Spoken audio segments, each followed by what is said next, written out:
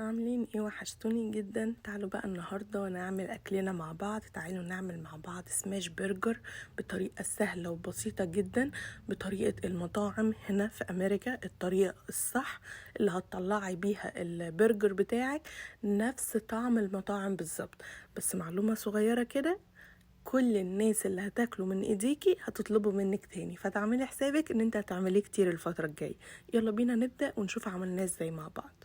في الأول كده بجيب طاسة صغيرة وبحط فيها معلقة زيت، مكعب زبدة صغير يسيحوا كده مع بعض، وهنزل عليهم ببصلاية متقطعة جوليان أو شرايح يعني.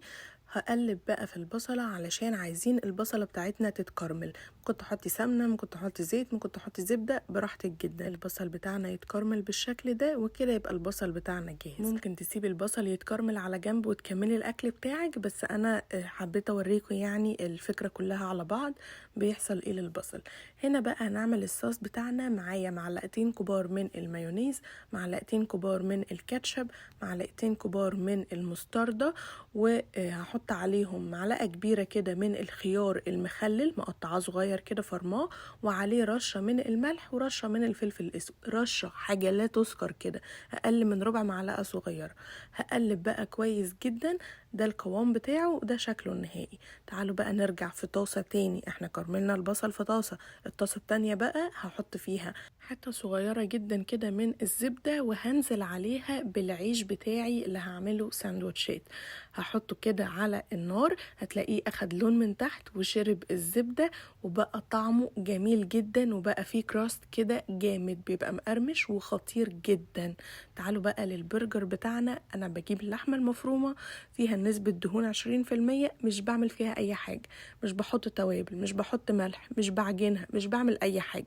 بتجيبي ال قطعة اللحمة، بتاخدي قطعة في ايديكي وبتضغطي عليها بكف ايديكي، انت بتعجنيها في ايديكي، بتضغطي عليها في كف ايديكي، بتحطيها في الطاسة من غير اي حاجة، ولا دهون ولا مادة دهنية يعني، ولا اي حاجة.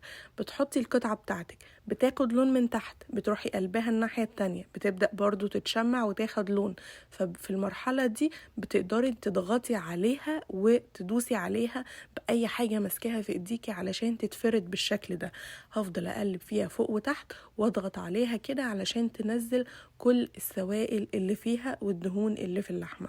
اعتقد مفيش اسهل من كده، ولا هتحطي توابل، ولا هتعجني، ولا هتشكلي دواير، ولا تستخدمي مكبس، ولا اي حاجة. سهل وبسيط وسريع جدا. عايزة اقولك لو مستعجلة، في خلال ربع ساعة، نص ساعة بالكتير قوي لو هتعملي كمية، واكلك هيبقى جاهز. بصوا بقى، لما بتبدأ تاخد لون فوق وتحت كده، بحط عليها رشة من الملح، رشة من الفلفل الاسود، وفقط لا غير. مش بحط اي توابل تانية، ملح وفلفل اسود بس. بقلبها الناحية التانية، وبرضو بحط رشة من الملح ورشة من الفلفل الاسود. تمام كده. دي طريقة المطاعم في أمريكا. يعني لو جربتي في البيت طريقة البرجر بالطريقة اللي أنا بقولها لك دي، هيطلع طعمها زي طعم المطاعم بالظبط يا جماعة، بأمانة بالظبط. المهم بعد ما خدت لون فوق وتحت كده واستوت تمام، هحط عليها شريحة من الجبنة، وبأي غطا عندك بتغطي الطاسة بتاعتك. الجبنة بتسيح، مش بتاخد حاجة خالص يعني، مش بتاخد ثانيتين بتبقى ساحت. هنا بقى كان عندي حد مش عايز صوص، مش عايز اي حاجة، فحطيت له البرجر في الساندوتش على طول بالشكل ده. تعالوا بقى نشتغل باتنين بتلاتة في الطاسة، على حسب ما الطاسة بتاعتك تشيل اشتغلي. انا بس عملت لكم في الاول واحدة بس علشان اوريكم يعني الفكرة بتبقى ماشية ازاي، بس بعدين انا بشتغل بكذا قطعة. فانا بحط القطعة بتاعتي زي ما انت شفتي كده، بتبدأ تتشمع من تحت، بقلبها وبخليها تتشمع من الناحية التانية، وبعدين ببدأ اضغط عليها. بتضغطيش عليها انك تفرديها كلها مرة واحدة، لا، بالتدريج كده، ضغطة وقلبيها وتضغطي وهكذا. هنا بقى هفضل افردها لحد ما اوصل للقوام اللي انا عايزاه. بس انا هقول لكم يعني فكرة تانية. لو مش عايزة تشتغلي بالمعلقة اللي انت ماسكاها دي، فبتجيبي مثلا لو عندك المكبس ممكن تضغطي بيه، لو ما عندكيش ممكن تضغطي بحلة صغيرة، لو ما عندكيش ممكن تضغطي بطبق. بس اهم حاجة تخليه البرجر بتاعك يتشمع من فوق ومن تحت، يعني تحطيه ياخد لون من تحت، تقلبيه ياخد لون من الناحية التانية وهكذا، وبعدين تضغطي. بس ما تخلوهوش ياخد لون قوي يعني علشان ينفع يتفرد معاكي، هو مجرد يتشمع خفيف كده تبدأي تضغطي عليه علشان يتفرد معاكي. تمام كده. بس انا مش هستخدم اي حاجة تانية، بما اني بقلب بالمعلقة دي او بالسباتيولا دي يعني، فانا هستخدمها.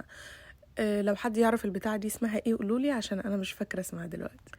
المهم يا جماعة، بعد ما بتستوي بالشكل ده بحط عليها رشة الملح ورشة الفلفل الاسود، وبقلبها الناحية التانية، بحط عليها برضو رشة ملح ورشة فلفل اسود.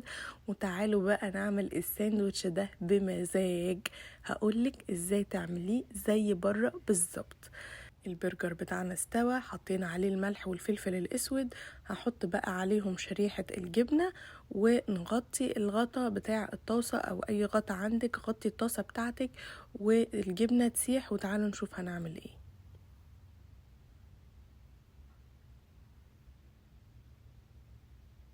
ثانيتين والجبنة بتاعتك بتبقى ساحت بالشكل ده، بشيل الغطا وهحط قطعتين الجبنة او قطعتين البرجر على بعض بالشكل ده. انا هعمله دبل سماش برجر، فهحط القطعتين على بعض. هحط بقى عليهم من فوق كده البصل بتاعي المتكرمل.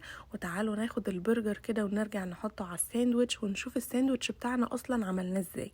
الساندوتش بتاعي انا بحط قطعتين البرجر العيش البرجر بالشكل ده، وبحط عليهم الصوص اللي عملته معاكم في الاول، بدهنه كده بالصوص. وبعدين بجيب بقى خس او لادس وبحطه على القطعة اللي من تحت، يعني دي الطبقة اللي بتبقى من تحت في الساندوتش. هحط بقى عليها البرجر بتاعي اللي عليه البصل المكرمل، وبعدين هغطي الساندوتش بتاعي بالقطعة التانية او بالكفر من فوق. ممكن تحطي شرايح طماطم، حطي مفيش مشكلة براحتك. انا عملته كده من غير طماطم وطعمه خطير ويجنن. تعالي بقى نشوف الحلاوة والجمال. عملت معاه طبعا بطاطس او فرنش فرايز، وحطيت برضو الصوص اللي احنا عملناه مع بعض. وشوفي شكل الاكل بتاعك، شوفي شكل الساندوتش اللي عملتيه، حاجة كده من الاخر. زي ما قلت لكم دي طريقة المطاعم، جربوه وفعلا هتدمنوه، وكل الناس اللي هتاكلوا من ايديكم هتطلبوا منكم تاني. شوفوا بقى شكل الساندوتش من جوه عامل ازاي، شايفين الصوص بتاعه بيبوظ ازاي، جميل جدا يا جماعة. جربوه هيعجبكم. واتمنى الفيديو بتاعنا النهاردة يكون عجبكم. لو عجبك الفيديو ما تنسينيش في اللايك والشير، وتقولي لي ايه رأيك في البرجر بتاعنا النهاردة. ولو اول مرة بتشوفيني ما تنسيش تشتركي، تعملي سبسكرايب وتفعلي زرار الجرس علشان يوصلك كل الفيديوهات الجديدة اللي بتنزل، وكده نبقى عملنا احلى سماش برجر. اشوفكم المرة الجاية في حاجة جديدة نتعلمها سوا. باي باي.